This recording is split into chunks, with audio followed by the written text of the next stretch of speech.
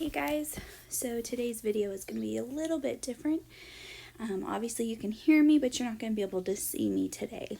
But I did want to still go on ahead and read chapter 14 to y'all. This is another one of those chapters that puts a little bit of kink in, I just say the whole story really. Winnie at this point really feels like she knows how she feels about drinking the water. We've seen from Miles and Tuck and May how they feel about having drank this eternal water and what has happened to them. And now we're going to get this, we're going to get how Jessie feels about all of this. So make sure you're following along because I am going to help you with some questions at the end of this, okay? There had been nothing for the Tucks to do but go to bed. It was too dark now to go out looking for the horse thief, and anyway, they had no idea what he had done when he had done this thieving, or which way he had gone. So if you remember correctly, the horse thief, we found out in the last chapter, was the man in the yellow suit. So I'm going to put yellow suit over here just to remind myself that he's the one who they're talking about, even though they don't know that yet. "That beats all, though, don't it, Pa?" said Jessie, coming up to a person's house and stealing their horse right out from under their nose.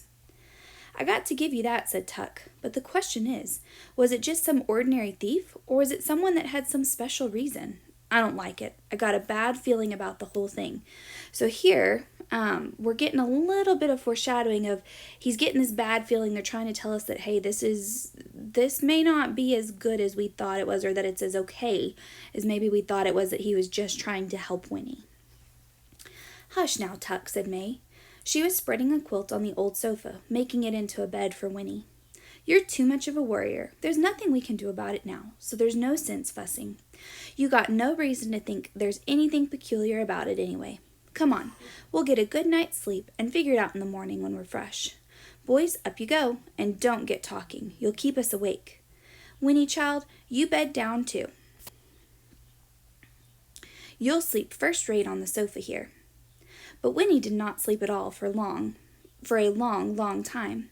The cushions of the sofa were remarkably lumpy and smelled like old newspapers, and the chair pad May had given her for a pillow was thin and hard and rough under her cheek. But far worse than this was the fact that she was still in her clothes, for she had firmly refused the offer of May's spare nightgown, with its seeming miles of faded cotton flannel. Only her own nightgown would do, and the regular bedtime routine. Without them, she was painfully lonely for home. Sorry, guys, having some trouble with getting those words out today. Her joy on the road that morning had completely disappeared.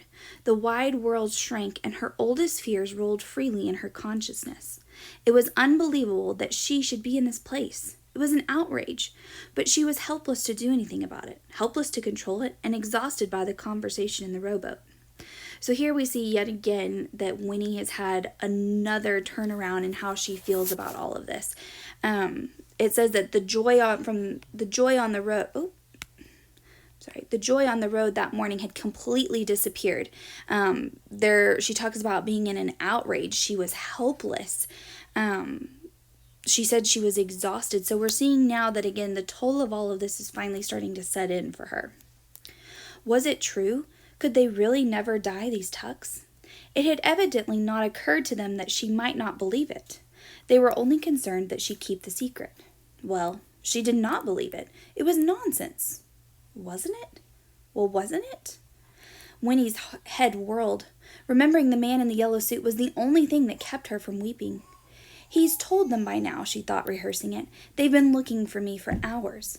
But they don't know where to look. No, the man saw which way we were headed. Papa will find me. They're out looking for me right now."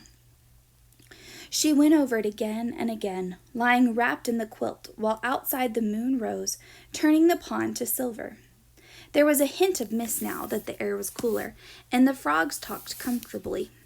Crickets soon joined in with their shrill rhythmic song. In the table drawer, the mouse rustled softly, enjoying the supper of flapjack crumbs May had put there for him. And at last, these things were clearer in Winnie's ears than the voice of her thoughts. She began to relax, listening to the sound-filled silence. Then, just as she was drifting into sleep, she heard soft footsteps, and May was beside her. "You resting easy, child?" she whispered. I'm all right, thank you, said Winnie. I'm sorry about everything, said May. I just don't know no other way but to bring you back with... I just didn't know no other way but to bring you back with us. I know it ain't very happy for you here, but, well, anyway, you have a good talk with Tuck?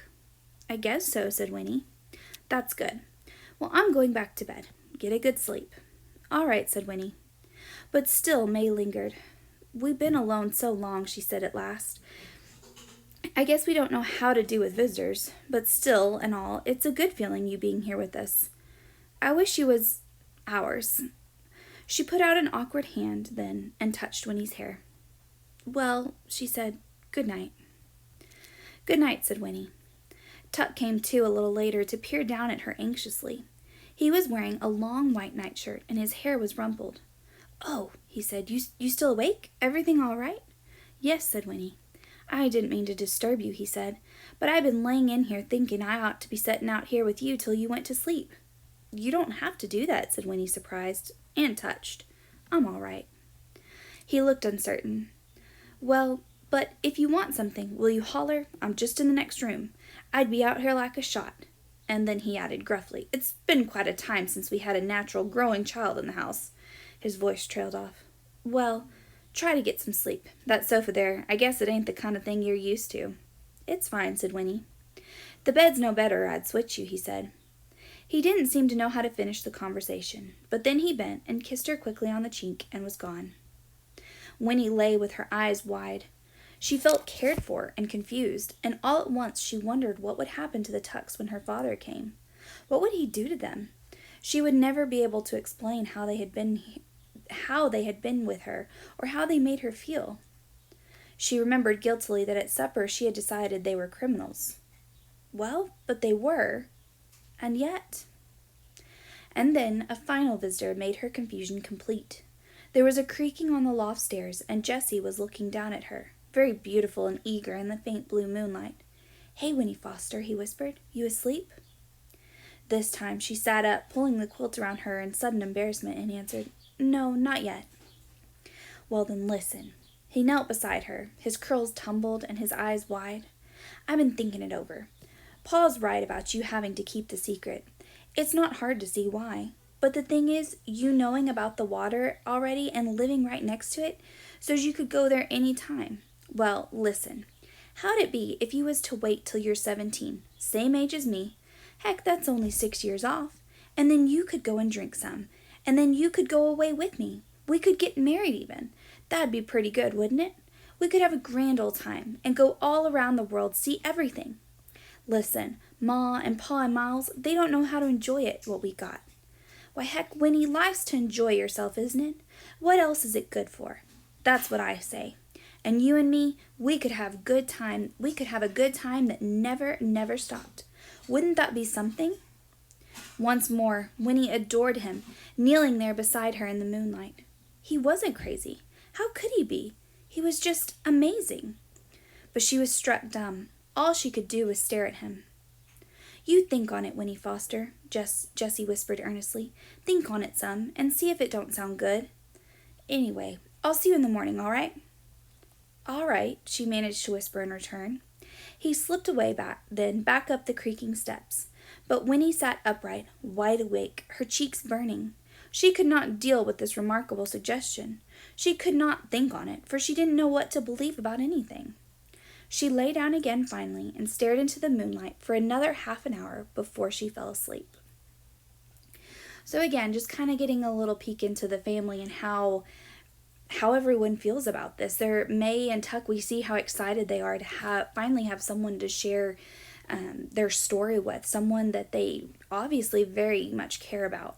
And then we see as Jessie, who's finally excited to have a girl that could possibly be someone that he would marry if she was to drink the water. So it's presenting this option to Winnie that she really didn't realize that she was going to have. So I really like this chapter because, again, it kind of throws a kink in the story that, if you thought that she shouldn't, choose to live forever, well, maybe should she choose it now because she could find someone to marry and love, or should she not? It kind of just makes you stop and think real quick about whether her choosing to do this or not is actually the right thing. I wanted real quick to look at this sequencing. So this sequencing is the whole thing from chapters 12 through 14. So we've got a couple things. We're going to put the numbers 1 through 5 next to them. So the first one says Tuck comes out to check on Winnie while she lays on the couch. Well, we just read chapter 14, so we know that that's actually going to be one of the last things that happen. Or one of the last things, not the last thing. Jessie suggests that she wait a few years and then drink the magic water too. So we know Tuck came and then Jessie came. Tuck and Winnie go into a boat to talk. The Tucks discover that their horse has been stolen. The man in the yellow suit goes to the Foster's house. So if you remember, the first thing that happened in chapter 12 when we read through this was that Tuck and Winnie go into a boat to talk. Before they get off the boat, something happens though. Miles starts yelling that their horse has been stolen. Then we find out that the man in the yellow suit had actually taken the horse and went back to Winnie's house to go and talk to the Fosters. So we've got our first 3 events there. Then we know Tuck comes out first, and then Jessie is the last person to come out and talk to her. So when you're doing a sequencing, just make sure that you're really you read all of the events first. Don't start just trying to guess through them. Make sure that you actually read them through and go back into the story and look at it. Find out which one exactly happened first. Okay? So, next time I will have another chapter to read to y'all, but I hope that I know this book is starting to get really interesting, so I hope you're enjoying it as much as I do, and I will talk to y'all later.